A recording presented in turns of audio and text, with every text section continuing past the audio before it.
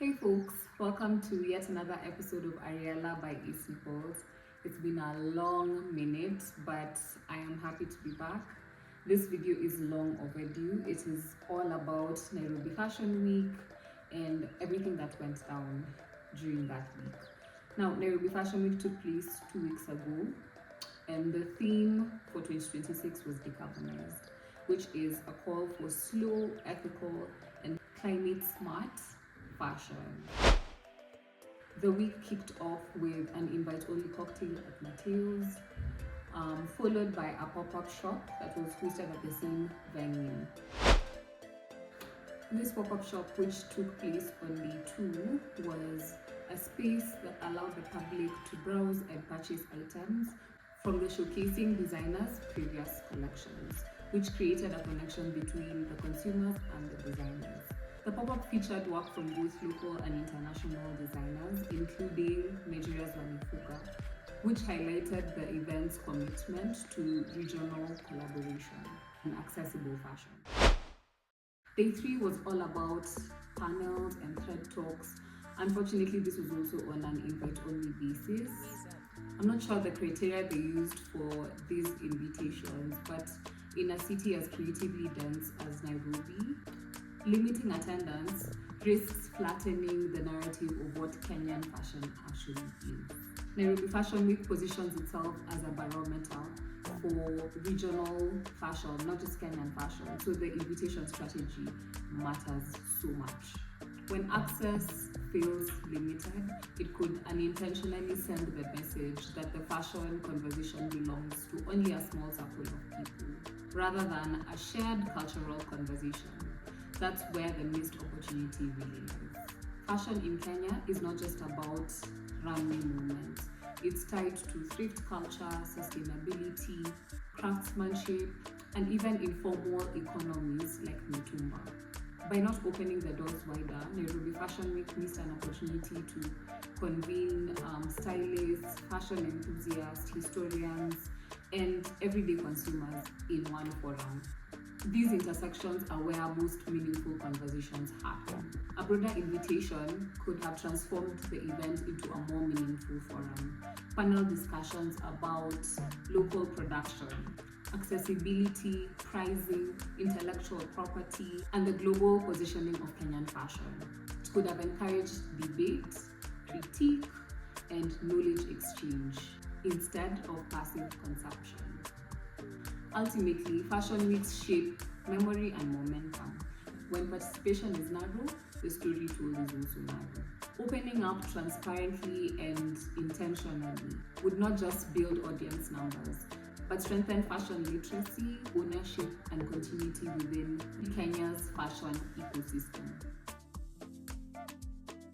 Majority of the collections demonstrated a strong sense of cohesion, though some stood out more than others. While a few presentations felt uninspired or lacked originality, others successfully distinguished themselves through clear vision and thoughtful execution. Maisha by Nisria's collection particularly was composed of upcycled materials, crafted from richly hued earth-toned fabrics. The collection was grounded in urban street style, balancing sustainability and contemporary design, giving new life to forgotten pieces. The designer explored modern silhouettes that embraced both fluidity and structure. Think oversized outerwear, relaxed tailoring, and layered form. John Kaveke's collection was a captivating fusion of African and Chinese influences, blending both traditions in a very effortless way. Each piece looked like it had stepped out straight out of a movie scene, designed for royalty, yet with a modern sense of artistry.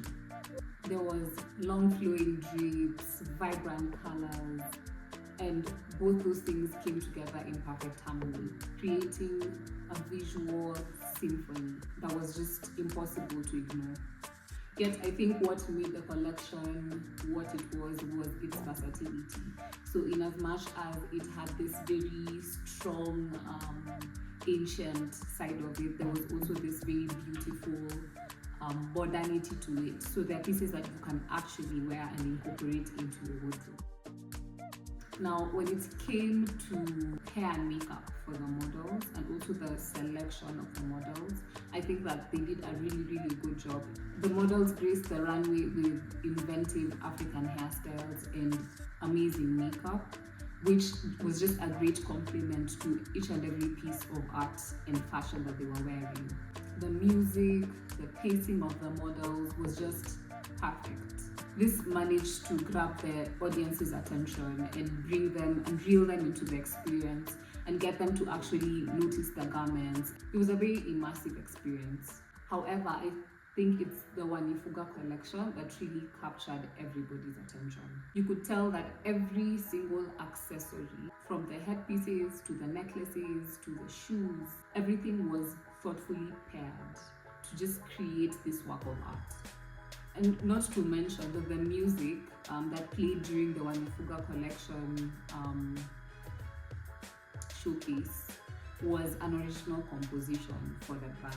So I think that definitely played a huge role in just transporting the audience into this Afrocentric past and just evoking the grandeur of African kings and queens in their regal domains. The collection comprised of vibrant greens, the model's hips swayed with effortless grace, and the garments just flowed with beauty. We were all just so mesmerized. Every element of this collection came together to just tell an African story, which just made it a celebration of African artistry. Fashion across the continent has long sought to establish itself as a distinctive presence in the global stage. However, all the creativity and flair in African fashion risks going unnoticed if the brands are not visible or prepared for global markets. Visibility is not just about being seen, it's about accessibility, it's about credibility, and readiness to engage with both local and international markets. Naturally, after the event, I was interested in purchasing a few items, and just out of curiosity, I went through page by page to check whether these designers had websites, and unfortunately, most of these designers did not. So the lack of this basic digital infrastructure can be very limiting, and it limits reach. Without an online presence, even the best of African brands risk just remaining confined to local exposure. That makes it difficult for international buyers, collaborators, and enthusiasts to discover these brands. Givana, I don't know if that's how you say it, and Wanifuga had websites, exemplifying why visibility matters and can amplify African fashion beyond the continent. Overall, the show was thoughtfully created with very strong opening and closing acts. Attendees would likely agree that Wanifuga, Maisha, and John Kaveke were the most impactful collections that left a lasting impression.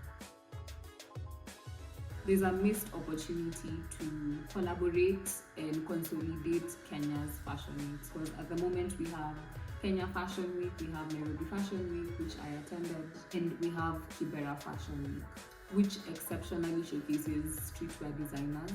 I am of the opinion, and I am very convicted, that if these three came together, these three and more, because I know that there are more fashion weeks out there in the country, this unified approach would accelerate the growth of Kenyan fashion, not just in the continent, but also globally. That will be all for today's video. If you've come this far, I am so grateful. You are a real one. I create styling and African fashion content. So if that's your vibe, please make sure to subscribe to our channel.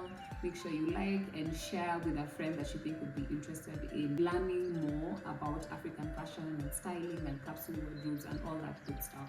I'd like to hear your thoughts on Nairobi Fashion Week and to engage further in the comment section. Till next time, kwaheri ya kuonana.